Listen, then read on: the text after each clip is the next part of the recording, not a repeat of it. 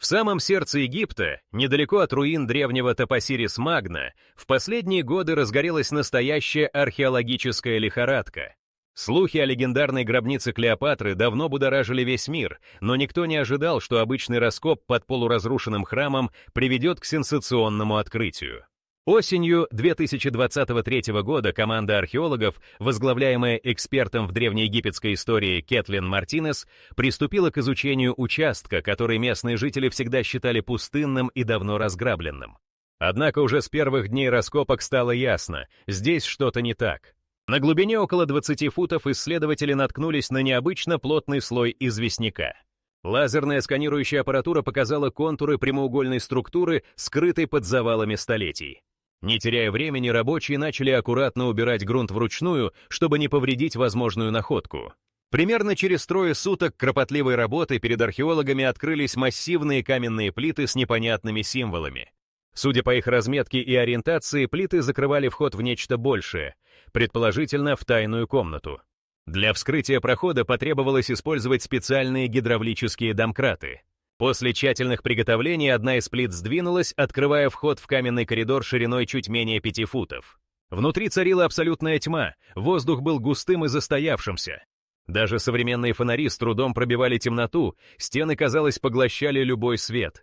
По мере продвижения вперед ученые заметили на стенах едва различимые фрески, которые долгое время были скрыты под толстым слоем пыли и минеральных отложений.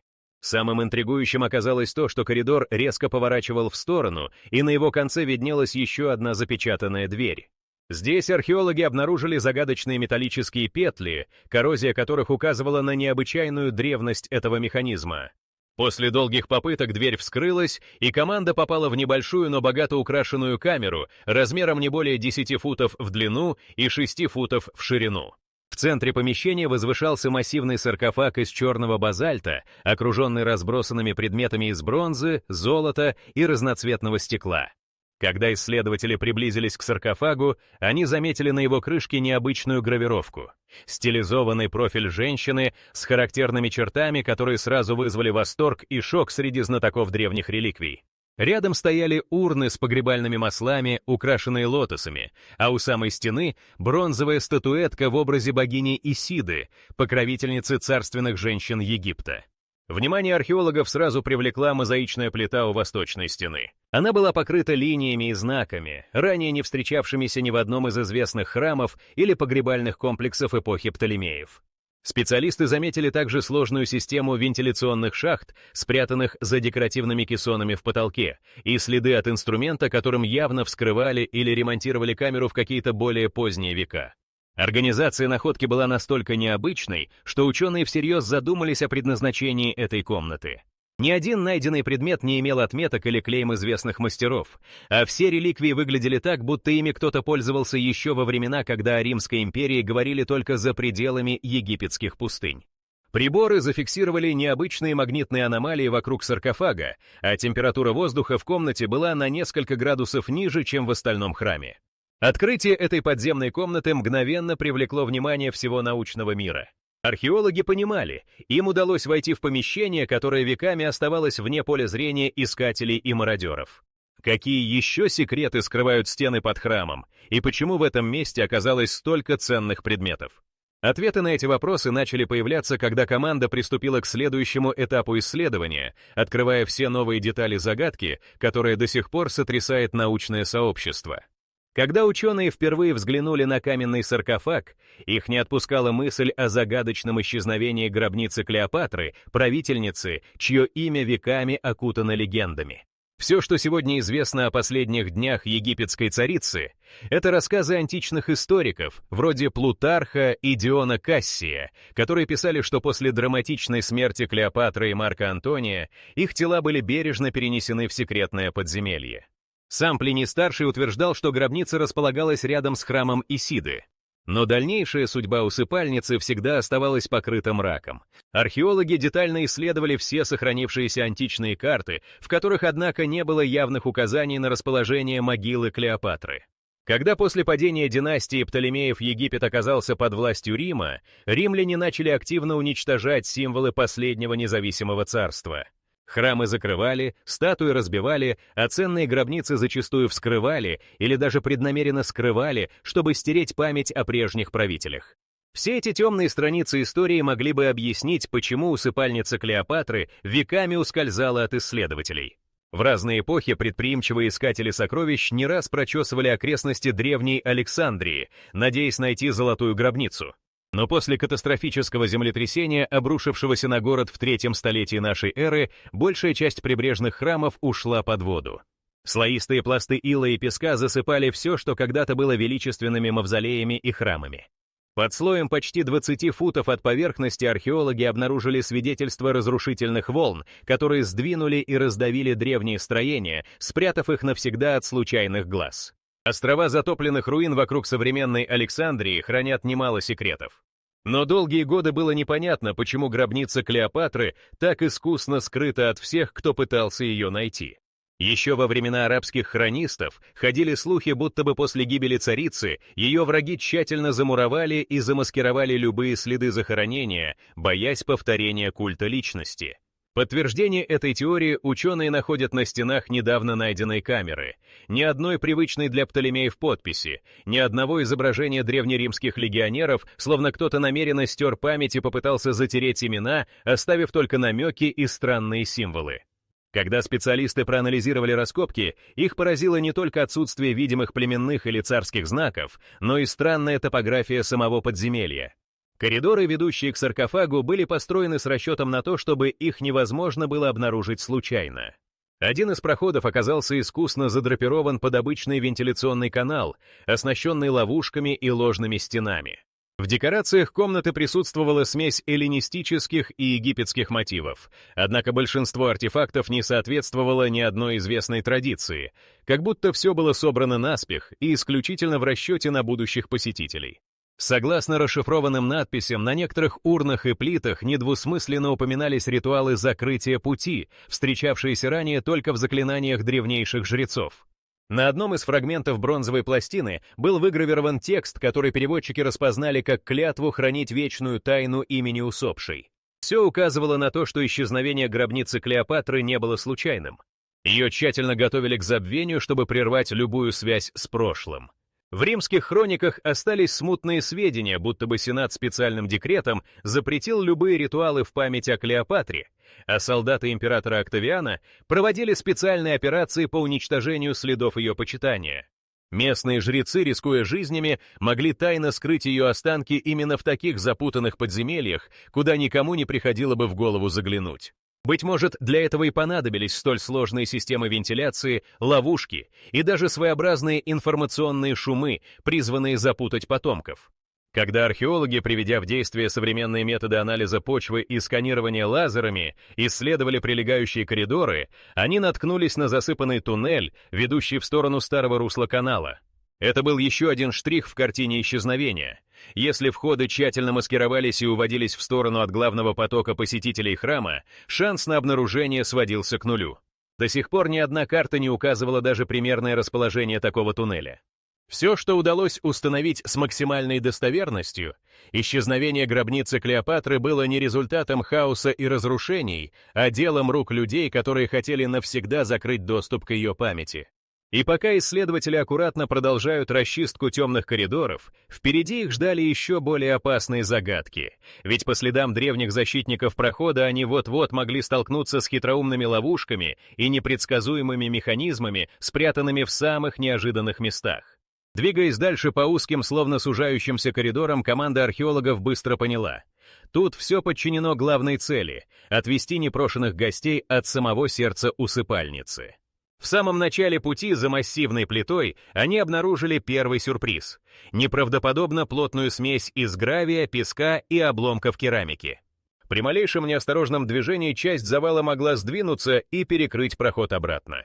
Старые чертежи Птолемеев указывали на использование подобных ловушек еще во времена фараонов, но реальный пример такого живого механизма встретился впервые за все время изучения египетских гробниц.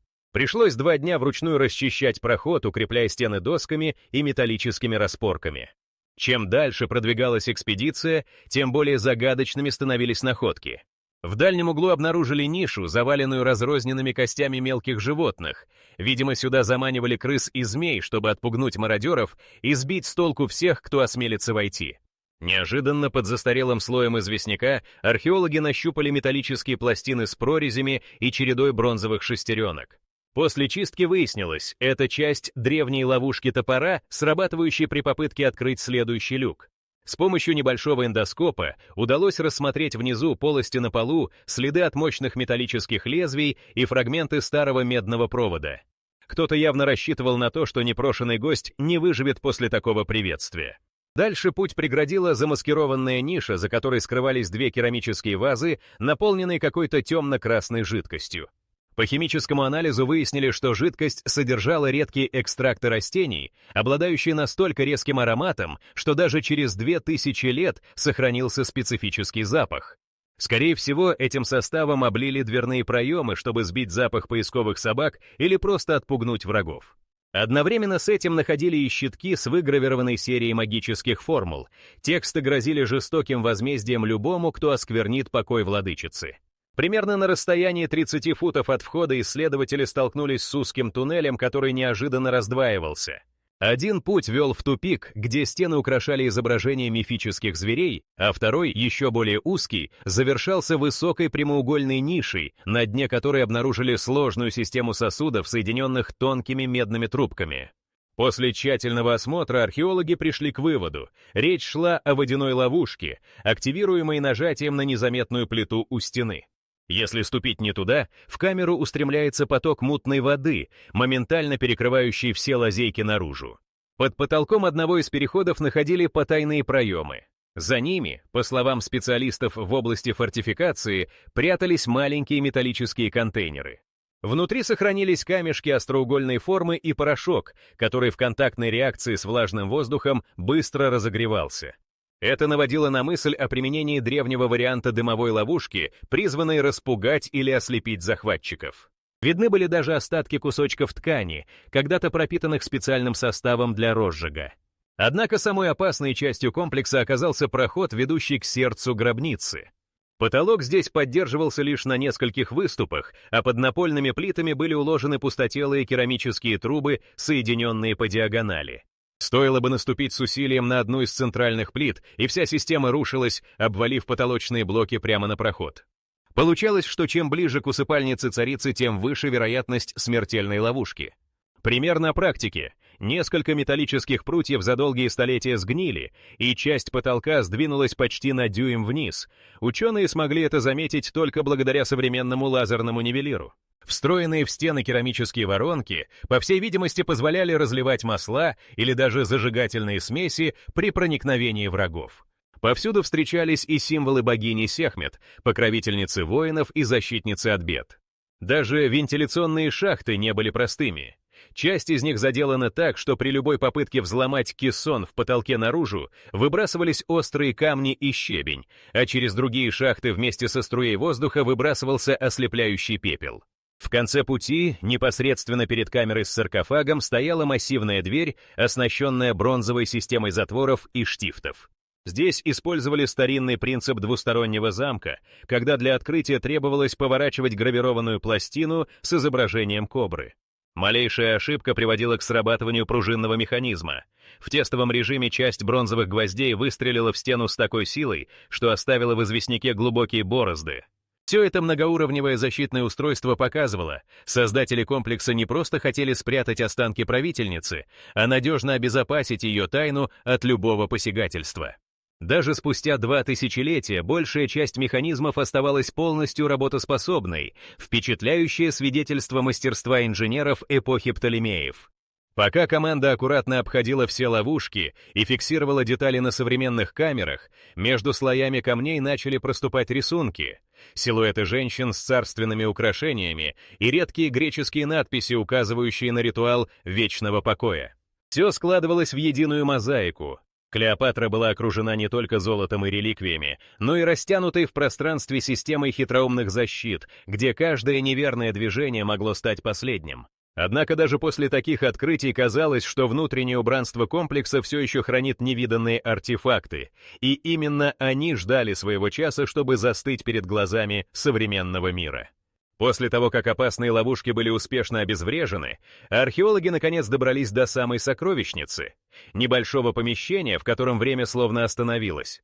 В центре комнаты на низком пьедестале стоял удивительно сохранившийся саркофаг из черного базальта, по поверхности которого тянулись золотые инкрустации и тонкие линии серебра. На крышке саркофага детально был вырезан профиль женщины с диадемой, лотосами и парой змей у висков. На первый взгляд это был классический портрет древнеегипетской правительницы, но несколько отличительных черт, длинный тонкий нос, типичная прическа эпохи Птолемеев, моментально приковали внимание специалистов. Тут явно изображалась Клеопатра. На полу возле саркофага лежали ряды бронзовых зеркал, аккуратно уложенных в порядке, напоминающем звездное небо на февральском небе. При ближайшем рассмотрении на каждой пластине были выгравированы символы и короткие греческие фразы вроде «Персеполис», «Александрос», «Исида», «Антоний». Это были не просто предметы быта или ритуальные артефакты. Часть зеркал служила для перенаправления лучей света от крошечных масляных ламп к символическим изображениям на стенах, создавая в темноте сложную игру отражений. Вдоль стены в скрытой нише находились две длинные металлические чаши, наполненные высохшими лепестками голубого лотоса и маленькими подвесками с барельефами богини Бастет. В центре одной из чаш обнаружили крошечный свиток, выполненный из особой пальмовой коры. На нем была выбита надпись на дематическом письме, которую расшифровали как «Вечная тьма, охраняющая имя». Настоящий шок вызвала находка почти 40 печатей из полудрагоценных камней — сердолика, лазурита, яшмы. На каждой печати уникальный иероглиф или греческая буква, но в особой последовательности, которую не встречали ни в одном другом египетском некрополе. Некоторые из печатей были пробиты маленькими отверстиями, а к ним прилагались тончайшие бронзовые цепочки, создававшие загадочные браслеты. В них эксперты опознали элементы символической защиты. Якобы только тот, кто наденет браслет в нужном порядке, мог безопасно открыть внутренний саркофаг. Особого внимания заслуживали разбросанные по углам комнаты свертки папируса, скрепленные фигурками из позолоченной слоновой кости. Самый крупный сверток состоял из 15 листов, на каждом из которых была написана смесью греческих и египетских знаков подробная последовательность ритуальных действий. Среди них встречались упоминания о 7 ключах пустоты и времени, скрытом в песках. На полях папирусов были нарисованы маленькие изображения лунных фаз, а в одном из углов — таинственный символ, напоминающий пересечение змеи и скипетра. В одной из закрытых ниш отыскали скрытый ящик, заполненный металлическими прутьями с выгравированными на концах миниатюрными изображениями богов. Археологи предположили, что это своеобразные магические палочки для взаимодействия с ловушками или потайными механизмами комплекса. В дне ящика лежали 3 небольшие глиняные дощечки, покрытые греческим письмом. На одной из них четко читались слова «Здесь спит та, чье имя стерто, но власть жива». Это прямое упоминание о попытке намеренно скрыть истинную личность, покоящейся в саркофаге. Изучение поверхности стен открывало все новые детали. Сквозь плотный слой минеральных отложений проступали фрагменты мозаики с изображениями египетских богинь Исиды и Нефертари, сцены жертвоприношения и знаки Птолемеев. В одной из угловых ниш под толстым слоем песка обнаружили круглую бронзовую коробочку с застывшей темной жидкостью. Лабораторный анализ показал, что это смесь редких масел и смол, использовавшихся исключительно в ритуалах царских погребений. Фрагменты ткани, найденные под коробкой, относились к старинному погребальному покрывалу ручной работы, украшенному нитями из чистого золота. Одним из самых необычных артефактов стала миниатюрная мраморная статуэтка женщины с двойной короной Верхнего и Нижнего Египта и змеей в руке. На основании оставлена короткая надпись на греческом «Клеопатра Филопатр». Именно так царица именовала себя на официальных документах. Близ статуэтки лежал амулет в виде глаза гора, выполненный из синего стекла, и маленькая медная пластина с выгравированной формулой обета молчания. Не менее поразительной оказалась находка мозаичного фриза, идущего по периметру стены. На нем изображались сцены встреч Клеопатры с римскими послами, фрагменты морских сражений и знаменитый поход по Нилу в окружении жрецов.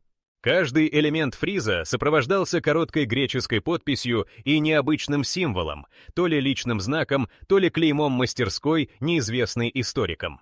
И, наконец, на внутренней стороне двери в погребальную камеру исследователи заметили сложную надпись, выполненную смесью медового пигмента и темной краски. Переводчики определили в тексте фрагмент: «Имя забытое, но сердце светит, путь сокрыт, храните покой». Это был своеобразный манифест эпохи. Клеопатра покоится не как великая царица, а как исчезнувшая из истории пленница времени. Множество найденных артефактов и письмен вызывало споры не только об истинной личности покоящейся, но и об обстоятельствах исчезновения самой гробницы. Все больше вопросов появлялось по мере изучения каждой находки. Уникальные браслеты, загадочные рукописи, символы власти и ритуалы, о которых раньше ничего не было известно. Однако на этом приключение не заканчивалось, ведь за стенами древней камеры археологов ждали не только новые сферы затерянных туннелей, но и следы тех, кто веками пытался разгадать тайну исчезновения самой знаменитой царицы Египта. После ошеломляющих открытий в подземном комплексе стало ясно: к тайне усыпальницы Клеопатры шли десятилетиями, а иногда целыми жизнями. Первые попытки поиска можно отследить еще в конце XIX века, когда египтологи вроде Франсиса Гриффиса и Гастона Масперо с энтузиазмом изучали древние карты и урывочные упоминания в летописях Плутарха. Гриффис, к примеру, отправился в Египет, вооружившись только компасом, сотней футов льняной веревки и толстой тетрадью с выписками из античных хроник. Десятки раз он проводил разведку в районе Александрийского порта и прилегающих храмов, однако все раскопки приводили лишь к находкам разрозненных надписей и фрагментов римской эпохи. В начале 20-го столетия к поискам подключились британские команды под руководством Флиндерса Питри. Он первым начал систематически снимать слой за слоем прибрежные территории Западной Александрии, ожидая натолкнуться на следы погребального комплекса династии Птолемеев. Проводились замеры почвы, использовались деревянные колья для зондирования подземных пустот, но всякие открытия упирались в затопленные склепы и разрушенные стены, перемешанные слоями песка. Питри даже изобрел собственный метод прослушивания земли, когда лаборанты ложились на грунт и пытались уловить вибрации от пустых полостей под поверхностью. Все оказалось тщетно, подземные воды и осадки скрыли любые намеки на царскую гробницу. 20-е и 30-е годы 20 века стали временем настоящей охоты за сокровищами. Французская экспедиция под руководством Клодет Гранже потратила 8 лет, исследуя водолазами заливы возле мыса Лохиас. Они извлекли со дна колонны, фрагменты барельефов и десятки керамических судов, но ни одной достоверной улики, указывающей на захоронение Клеопатры, не нашлось. В это же время египетские археологи под эгидой Анвара Али начали масштабные раскопки в окрестностях Топосирис-Магна и использовали для этого даже примитивные методы электромагнитного поиска. Земля была буквально нашпигована металлическими щупами и проводами, но результат оказался разочаровывающим: лишь единичные статуэтки эпохи греко-римского Египта. 60-е годы принесли новую волну интереса. Профессор Джеймс Хопкинс с командой американских египтологов впервые применил эхолокацию для сканирования подземных туннелей вокруг храмов Исиды. В течение 3 лет они занимались анализом отраженных звуковых волн, пытаясь составить карту скрытых камер. Однако обнаруженные пустоты оказались всего лишь складскими помещениями римских времен. В 90-е годы в Египте взялись за поиски с применением новейшей на то время техники. Использовали георадары, инфракрасные камеры и даже специальные каскадные буровые установки. Археолог Карим Эль-Шаабани потратил почти 20 лет, раскапывая малейшие аномалии на приближенных к морю холмах Александрии. Его команда каждый сезон устанавливала десятки пробивных шахт, но всякий раз путь преграждали или древние оползни, или руины уже разграбленных гробниц. С начала 21 века акцент сместился на Топосирис-Магна. Именно здесь, по версии Кэтлин Мартинес, могла быть спрятана усыпальница Клеопатры. Усилиями ее международной группы за 20 лет удалось исследовать не только приповерхностные руины, но и потайные колодцы, ведущие на глубину более 30 футов. Каждый год команда расширяла область сканирования, применяла трехмерное моделирование для реконструкции подземного комплекса и разрабатывала миниатюрные роботы-лазерщики, с помощью которых обследовали вентиляционные шахты и труднодоступные коридоры. Особым этапом стали поиски по древним документам. Переводились десятки греческих и латинских манускриптов, параллельно анализировались арабские хроники, хранившие воспоминания о проклятом месте плача царицы. Ученые обращались даже к косвенным источникам, торговым записям, налоговым реестрам, приказам римских прокураторов, чтобы выяснить, где могли скрывать тела некоронованных правителей. В процессе длительных исследований возникали неожиданные альянсы. Часто к поискам подключались независимые искатели и местные жители, которые по памяти передавали истории о странных подземных гудках под своими домами и садами. Благодаря этим свидетельствам экспедиции не раз выходили на заброшенные склепы и стены, где находили редкие фрагменты ритуальных табличек или бронзовые монеты с профилем женщины. Немало трудностей доставляла борьба с подземными водами и оползнями. В дождливые сезоны водоносные слои подтапливали туннели, и многие исследования приходилось откладывать. За все это время погибло несколько человек. Земля не прощала спешки, а ветхие стены нередко обрушивались без предупреждения. В общей сложности поиски усыпальницы Клеопатры — это цепочка непрерывных экспедиций, ошибок и маленьких побед, растянувшихся более чем на 130 лет. Археологи сменяли друг друга, методы становились все технологичнее, но желание найти сердце древнего Египта оставалось неизменно сильным. Не раз находились ложные гробницы и роскошные могилы знатных дам Птолемеевской эпохи, но ни одна не давала ключа к легендарной царице.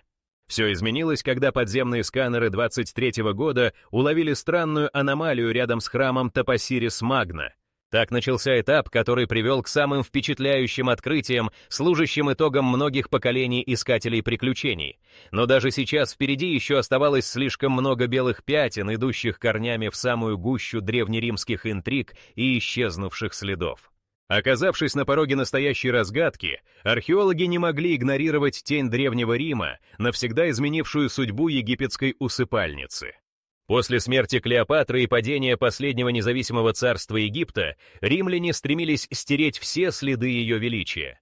Храмы закрывались, надписи сбивались со стен, статуи дробились кувалдами или сжигались на кострах. Одновременно с уничтожением символов работали чиновники и легионеры. В городах выпускались приказы, запрещавшие любые упоминания имени царицы, а за нарушение грозила смертная казнь. В Александрии и ее окрестностях развернулись специальные отряды, задача которых — найти и разорить все возможные места, где мог быть похоронен кто-либо из рода Птолемеев. В этот период исчезают десятки каменных плит с греческими именами, таинственно пропадает несколько крупных саркофагов, а местные жрецы переселяются далеко вглубь страны, спасаясь от преследований. Оккупационная администрация ввела строгий контроль над всеми погребальными обрядами. Теперь ни одна гробница не могла быть открыта или построена без разрешения претора. Римские легионеры инспектировали храмы, вскрывали подвалы, а найденные ценности тут же отправлялись в казну императора. Но главные тайны сохраняли посвященные жрецы. Из старых папирусов известно, они организовали секретные ночные переносы, во время которых тела царицы, Марка Антония и нескольких доверенных жриц тайно перемещались из разрушенного мавзолея в новое, тщательно скрытое место. Все записи о маршрутах были уничтожены, а выжившие свидетели устранены.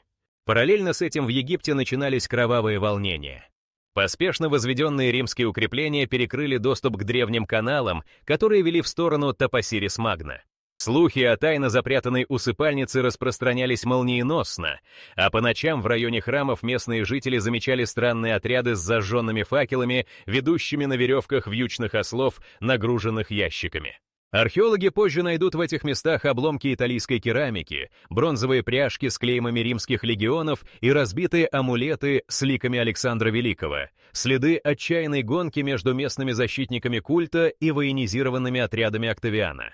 В последующие столетия Древний Рим принялся затирать даже потолки и стены храмов, заливая фрески и вырезая имена так, чтобы на их месте осталась лишь шершавость. Некоторые коридоры были засыпаны насыпями битого кирпича и известняка, в вентиляционные шахты бросали мешки с обломками, блокируя любые пути к подземным залам. Алебастровые таблички с именем Клеопатры были либо разбиты, либо переплавлены, а на место старых плит ставили новые с вымышленными именами. Все для того, чтобы путать будущих потомков. Особенно показателен был случай с загадочным исчезновением всех нотариальных реестров храмовых земель, который совпал с прибытием в Египет нового наместника Авла Корнелия Галла. Его люди разгромили архивы Александрийской библиотеки, и разом исчезли десятки папирусов, хранивших сведения о месторасположении царских усыпальниц. В археологических слоях этого периода всплывают черепки расписных кувшинов с латинскими проклятиями и следы ритуальных жертвоприношений в подземных нишах. Тут явно действовали не только жрецы, но и их противники, пытавшиеся аннулировать силу древних заклятий. Временами отдельные римские командиры устраивали публичные раскопки не для поиска, а для устрашения населения и демонстративного крушения остатков старой веры. Археологи фиксировали в таких местах следы костров, на которых сжигались тростниковые корзины и остатки царских покрывал. Место древнего почитания превращалось в пустырь, а входы к подземным переходам обваливались под весом специально подогнанных фургонов с камнями. Впрочем, некоторые загадки исчезновения связаны и с природой.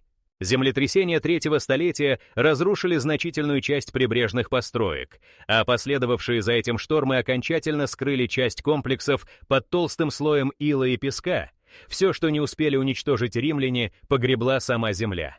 Это породило еще одну волну слухов, будто бы сама Клеопатра заповедовала возвести вторую, искусно маскированную усыпальницу, чтобы путать любого врага. И действительно, археологические находки показывают, в некоторых камерах стены расписаны так, чтобы имитировать вход или тупик, а мозаика замыкается странными лабиринтами из символов. С ростом могущества Рима даже память о Клеопатре стала опасной. Редкие попытки почтить ее имя подавлялись с особой жестокостью, в хрониках сохранились казни жрецов за чтение ее имени ночами, а дома тех, кто помогал сохранять тайну, сжигались до основания. Все эти меры были направлены на одно — сделать так, чтобы никто, даже через века, не мог восстановить истинный путь к могиле последней царицы Египта. Когда спустя 2000 лет современные археологи сопоставили найденные тайники, ушедшие под грунт тоннели и навечно засыпанные коридоры, картина стала куда яснее. Исчезновение гробницы Клеопатры — это не только дело рук разрушительной силы времени, но и воплощение древнеримских интриг, целенаправленного истребления памяти и системы запутанных следов, уходящих в пески и под воду. Но, несмотря на все ловушки и исчезнувшие документы, каждый новый шаг ученых в этих подземельях прокладывает путь к финальной разгадке, там, где стены до сих пор хранят недосказанную историю.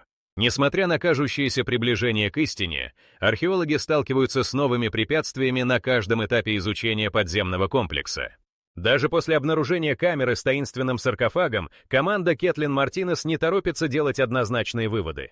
Для дальнейших работ привлекаются лучшие специалисты по консервации древних материалов и лаборатории, оснащенные микроскопами и спектрометрами. Каждый обнаруженный артефакт, от папирусных свитков и металлических браслетов до высохших лепестков лотоса, сразу помещается в индивидуальные герметичные контейнеры и отправляется на экспертизу. Инфракрасные датчики фиксируют малейшие следы органики, а отдельная бригада специалистов тестирует древние ловушки, чтобы не разрушить их уникальные механизмы во время съемок и исследований. Параллельно с физическими находками в дело вступают криптографы и лингвисты. Им удается частично расшифровать загадочные последовательности символов на зеркалах и браслетах. Предварительный перевод указывает на сложную систему знаков-ключей, которые, возможно, открывают скрытые секции саркофага или дополняют ритуал вечного покоя. Лабораторный анализ смолы с внутренних стен камеры показывает, что использовано сочетание 3 редчайших ингредиентов, известных только по текстам ранних египетских алхимиков. Даже микроскопические остатки тканей подтверждают, их ткали на территории храмовых мастерских, где служили жрецы эпохи Клеопатры. Строго под контролем проводят вскрытие одного из внутренних ящиков. Внутри находят бронзовую подвеску с латинской надписью и следы от старинной сургучной печати. Анализ отпечатка говорит о принадлежности к особому жреческому братству, имя которого исчезло из всех открытых списков после римского завоевания. В другом тайнике — миниатюрная статуэтка леопарда с фрагментом золотого листа, на котором выгравирован знак, схожий с клеймами найденных в Александрии кораблей времен Антония. Неожиданно выясняется, часть символов на пластинах совпадает с метками, обнаруженными несколько десятилетий назад в полуразрушенных катакомбах под старой резиденцией римского наместника. Пока сбор информации продолжается, археологи сталкиваются с техническими сложностями. Многочисленные подземные коридоры и вентиляционные шахты требуют постоянного мониторинга воздуха, чтобы избежать скопления токсичных газов и внезапного обрушения стен. Для обследования глубоких туннелей внедряются дистанционно управляемые роботы, снабженные микрокамерами и датчиками движения. Один из аппаратов впервые за все время фиксирует в незаполненной части комплекса фрагменты грубой глиняной посуды и следы недавних проникновений. Возможно, кто-то из местных жителей давно пытался найти сокровища, но не смог пройти через механические ловушки. Все новые данные моментально фиксируются в цифровых архивах, и тысячи снимков, сделанных в невидимом спектре, отправляются в крупнейшие университеты мира для сопоставления с известными артефактами и письменами. В центральном зале развернута временная лаборатория. Тут вручную очищают мозаичные плиты, используя микроскопические щетки и ультразвуковые ванны. Скелетированные останки мелких животных, найденные в нишах ловушек, анализируют для определения точного времени их захоронения и происхождения. Даже слой пыли на поверхности саркофага рассматривается под электронным микроскопом. Иногда в нем скрываются частицы древних тканей или фрагменты сгоревшего папируса. В этот момент становится очевидно, ни одна экспедиция за последние 1,5 века не имела в своем распоряжении такого количества информации и технических инструментов. Обнаруженный комплекс не просто дает ключ к разгадке судьбы Клеопатры, а полностью меняет представление о птолемеевских ритуалах, методах сокрытия царских усыпальниц и даже организации древних культовых обществ. Международные команды готовятся к новым миссиям, чтобы извлечь останки для ДНК-анализа.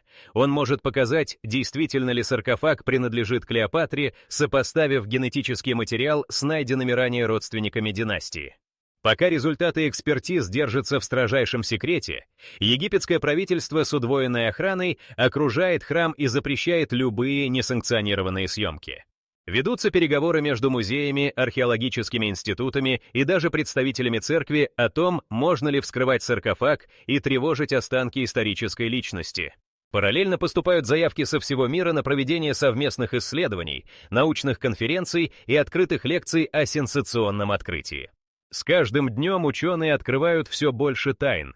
Появляется обоснованная гипотеза о существовании нескольких фальшивых камер, ведущих в тупик, и дополнительных туннелей, которые могут скрывать не только усыпальницу, но и архивы жрецов с уникальными записями событий конца Птолемеевской эпохи. Не исключено, что среди находок вскоре появятся новые свитки, личные вещи Марка Антония или даже секретные документы о союзах между Египтом и Римом.